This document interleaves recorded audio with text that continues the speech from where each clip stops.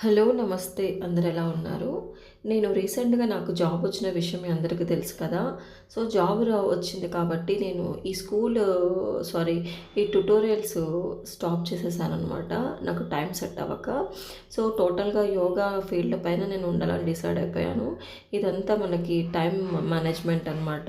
So, కాబట్టి మొన్న రీసెంట్‌గా వాట్సాప్‌లో నేను బెంచెస్ ఫర్ సేల్ అని పెట్టాను.